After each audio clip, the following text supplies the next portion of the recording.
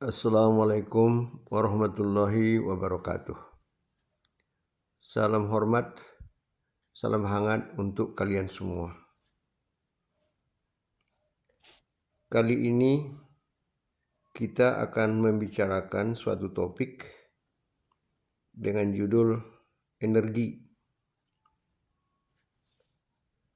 Berbicara mengenai energi dalam teknik mesin ini sangat penting sekali, karena dalam berbagai hal selalu dikaitkan dengan energi. Tapi sayangnya bahwa banyak orang beranggapan kalau berbicara mengenai teknik mesin yang dikira cuma mengenai motor bensin dan motor diesel. Padahal lebih luas dari itu. Segala mesin yang digunakan, baik pesawat terbang, kapal laut, angkutan darat, untuk keperluan mesin AC misalnya, pompa, kompresor, dan sebagainya itu, termasuk pembangkit listrik, ya, maka kita akan membahas lebih dalam mengenai energi ini sebagai pengganti kuliah umum, ya, sebagai pengganti kuliah umum. Energi definisinya adalah energi adalah sesuatu yang dapat merubah sifat zat.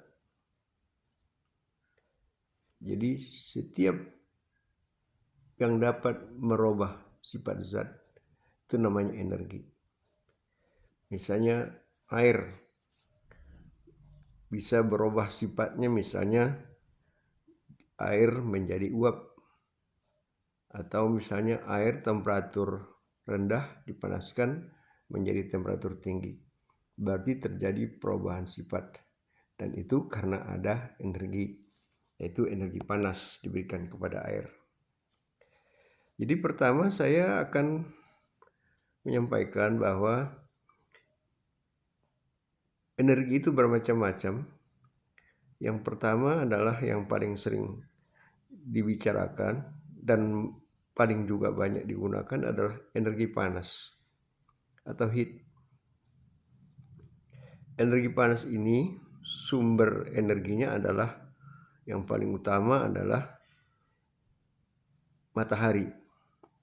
Matahari sebagai sumber daripada segala sumber energi panas, ya. Jadi matahari itu memancarkan panas ke bumi, maka bumi mendapatkan energi dalam bentuk energi panas. Kemudian adalah sumber energi panas itu adalah dari bahan bakar, ya. Bahan bakar kalau dibakar maka akan timbul panas. Bahan bakar itu macam-macam. Ada bahan bakar padat, misalnya kayu, batu bara, arang, dan sebagainya. Bahan bakar cair, minyak, ya, macam-macam minyak. Ada minyak bensin, minyak diesel, dan lain-lain. Kemudian bahan bakar gas, misalnya gas LPG, gas LNG, dan yang lain-lain. Kemudian sumber energi panas yang lain adalah geotermal, ya, panas bumi. Jadi bumi ini juga menghasilkan panas, ya. Maka panasnya itu bisa dimanfaatkan untuk berbagai keperluan. Itu yang disebut dengan geotermal, ya. Jadi energi panas ini adalah energi yang digunakan untuk berbagai keperluan. Misalnya untuk pembangkit listrik tenaga uap, pembangkit listrik tenaga gas, ya. pada pembangkit listrik tenaga uap, air dipanaskan dengan membakar bahan bakar. Dipanaskan sampai menjadi uap. Uap itu digunakan untuk menggerakkan turbin.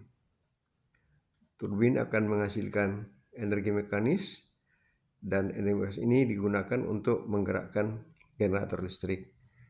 Dan generator listrik inilah yang akan menghasilkan energi listrik. Kemudian pada PLTG, pembangkit listrik tenaga gas. Nah, di sini adalah suatu turbin digerakkan dengan menggunakan gas panas.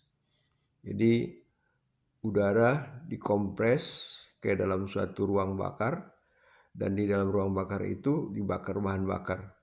Maka nanti akan keluar gas dengan tekanan dan temperatur yang tinggi, dan itu digunakan menggerakkan turbin, ya, turbin gas. Dan turbin gas itu nanti digunakan menggerakkan generator listrik. Ada juga turbin gas digunakan bukan saja untuk menggerakkan turbin, ya, menggerakkan generator listrik, tapi juga untuk misalnya pada pesawat terbang. Jadi pesawat terbang itu menggunakan mesin, ya, turbin gas. Kemudian yang kedua adalah energi kerja. Energi kerja, kalau bahasa Inggrisnya work, ya. Kalau energi panas, heat. Energi kerja ini adalah energi akibat adanya gerakan-gerakan. Jadi yang paling utama adalah manusia. Manusia berjalan, manusia berlari, itu mengeluarkan energi kerja. Kemudian hewan misalnya kuda, kerbau, sapi, gajah, digunakan untuk angkutan manusia maupun angkutan barang, itu bisa hewan. Kemudian gelombang laut juga bisa digunakan untuk menghasilkan energi kerja. Jadi energi kerja ini adalah energi akibat adanya gerakan, akibat adanya perpindahan, ya, daripada benda atau perpindahan partikel.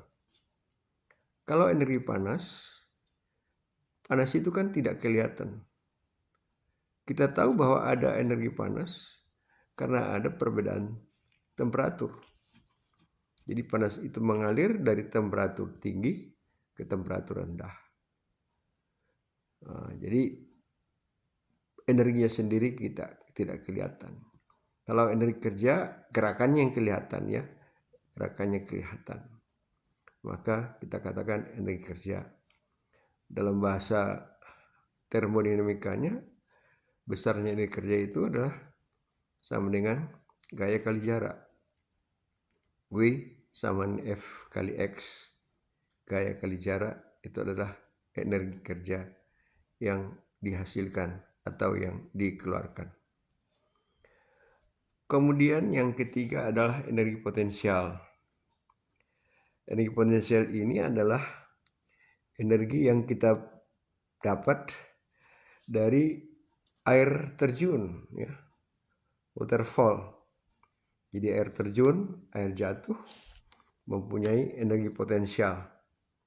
Jadi energi potensial daripada air terjun ini digunakan untuk menggerakkan turbin air. Dan itu nanti turbin menggerakkan generator listrik.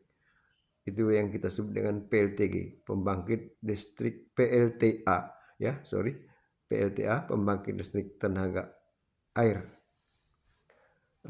Ada juga nanti bahwa air laut waktu pasang naik dan pasang surut bisa digunakan untuk mendapatkan energi potensial, ya. Jadi air naik nanti pada ketinggian tertentu, kemudian pada waktu tertentu nanti akan ada selisih antara air di atas daratan dengan air di laut. Maka itu yang disebut dengan istilahnya head, ya, perbedaan ketinggian. Dan perbedaan ketinggian ini bisa digunakan untuk menggerakkan turbin air, ya. Itu energi potensial, yaitu energi yang dimiliki oleh air terjun. Kemudian yang keempat adalah energi kinetik. Energi kinetik ini kita peroleh sebagai sumber energi adalah angin, ya. Angin yang bergerak dengan kecepatan tertentu bisa digunakan untuk menggerakkan baling-baling atau fan, dan baling-baling ini nanti bisa kita gunakan untuk menggerakkan generator listrik. Maka dihasilkan nanti energi listrik.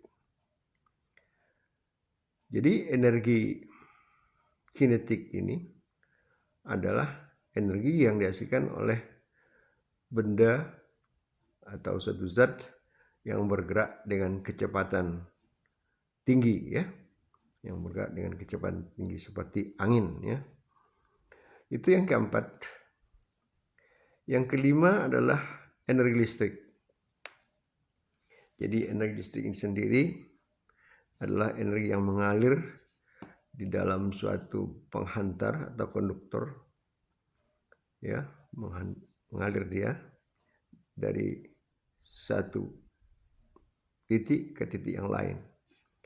Jadi energi listrik ini sebagai tandanya ada energi listrik mengalir, kita bisa melihat misalnya setrika, ya, panas. Kalau kita pegang panas berarti ada energi listrik. Energi listrik dirubah menjadi energi panas, itu pada setrika. Kemudian lampu, ya, lampu penerangan itu hidup karena ada energi listrik. Kemudian yang kelima adalah yang keenam. Yang keenam, yang tadi yang kelima energi listrik. Yang keenam energi nuklir. Jadi energi nuklir ini sumber energinya adalah zat-zat radioaktif, ya. Zat radioaktif misalnya plutonium yang menghasilkan energi nuklir, di mana terjadi pembelahan inti yang menghasilkan energi yang besar yang disebut dengan energi nuklir. Jadi energi nuklir ini digunakan pada pembangkit listrik tenaga nuklir PLTN, ya. PLTN di Indonesia belum ada. Yang ada PLTN ini adalah misalnya di Inggris, Prancis, Jepang, kemudian Amerika Serikat, Jerman, dan beberapa negara maju lainnya. Kemudian yang ketujuh adalah energi surya, energi matahari, ya. Jadi panas matahari itu digunakan bisa untuk memanas sesuatu benda, untuk memanasi air misalnya. Bisa juga digunakan untuk menghasilkan energi listrik, ya. Jadi energi surya itu ditampung pada suatu alat tertentu yang nantinya energinya akan dirubah menjadi energi listrik, ya. Jadi disebut dengan PLTS, ya, pembangkit listrik tenaga surya. Jadi untuk pembangkit listrik tenaga surya ini kita punya PLTU, pembangkit listrik tenaga uap, PLTG, pembangkit listrik tenaga gas, PLTA, pembangkit listrik tenaga air, ya. PLTM, sebetulnya PLTA juga, cuma dalam ukuran yang kecil. Jadi kalau energi potensialnya kecil, maka nanti turbinnya juga kecil. Jadi pembangkit listrik tenaga mikrohidro, ya, air terjun yang kecil. Misalnya ketinggian jatuhnya cuma sekitar 5 meter, ya. Maka energi potensialnya juga tidak besar. Tapi bisa digunakan untuk menggerakkan turbin, ya. Turbin. Itu yang kita sebut dengan PLTM. Kemudian PLTN, pembangkit listrik tenaga diesel. PLTD, pembangkit listrik tenaga diesel. Jadi motor diesel juga bisa digunakan untuk menggerakkan generator. Kemudian PLTS, yang tadi saya katakan pembangkit listrik tenaga surya. Jadi dalam hal ini ada beberapa energi ini yang bisa dikonversikan dengan menggunakan mesin konversi energi namanya. Mesin konversi ini akan merubah energi awal atau input energi menjadi energi mekanis, ya, energi kerja, ya, energi kerja atau energi mekanis. Dan energi kerja inilah kita gunakan untuk menggerakkan poros daripada generator listrik sehingga dihasilkanlah energi listrik. Dan energi listrik ini bisa digunakan untuk bermacam-macam kebutuhan. Nah, berbicara mengenai energi bahwa energi itu sangat tergantung pada sumber energi. Jadi sumber energi itu bermacam-macam, ya. Kalau bahan bakar fosil misalnya, itu adalah bahan bakar yang termasuk energi tidak bisa diperbaharui, ya, tidak bisa diperbaharui karena begitu dipakai habis, tidak lagi bisa digunakan. Nah, tapi ada yang namanya istilahnya adalah energi terbarukan, ya. Energi terbarukan itulah energi yang bisa diperbaharui kembali, misalnya energi air, ya, dan lain-lain sebagainya, itu energi angin. Ini termasuk energi terbarukan. Kita berbicara mengenai energi, kita juga nanti dalam mesin yang dibicarakan bukan saja mesin konversi energi, tapi ada namanya mesin fluida. Mesin fluida adalah mesin-mesin yang menggunakan fluida. Contohnya tadi kita sebut turbin air. Turbin air adalah termasuk mesin-mesin fluida, ya. Kemudian yang kedua adalah pompa. Nah, kalau pompa kan adalah kebalikan daripada turbin air. Kalau air digunakan menggerakkan turbin, dihasilkan energi mekanis. Kalau pompa digunakan untuk mengalirkan air dari tempat yang lebih rendah ke tempat yang lebih tinggi, ya. Jadi di sini terjadi perpindahan daripada air itu biasanya dari tempat yang rendah ke tempat yang tinggi. Kalau pada turbin air dari yang tempat yang tinggi tempat rendah. Jadi energi potensial digunakan menggerakkan turbin. Nah, sekarang pompa itu digerakkan, digerakkan artinya diberi input energi mekanis. Porosnya diputar, maka akan dihasilkan nanti adalah energi potensial dalam bentuk air tadi, air yang mengalir dinaikkan ke atas, misalnya dinaikkan ke lantai 3 daripada suatu bangunan misalnya, ya. Jadi mesin fluida itu juga termasuk kompresor, ya. Kompresor, bedanya pompa dengan kompresor adalah fluida kerjanya. Ya, kalau kompresor hampir sama secara konstruksi, hampir sama dengan pompa. Cuma bedanya adalah fluida kerjanya. Kalau pompa fluida kerjanya adalah cairan, sedangkan kompresor fluida kerjanya adalah udara dan gas-gas yang lain. Selain itu bahwa mesin juga menyangkut dengan mesin pendingin. Mesin pendingin ini ada bermacam-macam, ya. Mesin pendingin artinya mesin yang menghasilkan kondisi dingin dalam suatu tempat, dalam suatu ruangan. Misalnya mesin AC, ya, air conditioner, ya. AC itu singkatan dari air conditioner, mesin AC, mesin pendingin ruangan. Jadi ini juga merupakan cakupan daripada teknik mesin. Kemudian mesin pendingin yang lainnya adalah mesin pendingin lemari pendingin atau kulkas, ya. Kulkas, lemari pendingin itu tempat mendinginkan bahan-bahan makanan, bahan minuman dan sebagainya. Kemudian mesin pendingin yang lebih besar adalah pabrik es. Pabrik es adalah suatu pabrik yang merubah air menjadi es, ya, menjadi padat, ya, cairan menjadi padat. Nah, jadi di sini juga diterapkan mesin pendingin untuk merubah air menjadi es. Nah, ini yang sering kita sebut istilahnya freezer. Freezer itu adalah suatu alat yang digunakan untuk membekukan ya. Jadi kalau pada kulkas itu ada dua macam, nanti di sebelah atas ada freezernya, bisa membekukan air menjadi es. Nah, sebelah bawah nanti dia tidak bisa membekukan, hanya mendinginkan saja. Misalnya mendinginkan makanan, bahan makanan dan lain sebagainya. Jadi inilah yang ingin saya sampaikan mengenai topik kita mengenai energi. Jadi energi itu ada bermacam-macam. Pertama adalah energi panas, yang kedua energi kerja, yang ketiga energi potensial, yang keempat energi kinetik, yang kelima energi listrik, yang keenam energi nuklir, yang ketujuh energi surya, ya, dan masih ada lagi yang lain, ya. Jadi juga kita harus tahu bahwa mesin itu cakupannya luas, misalnya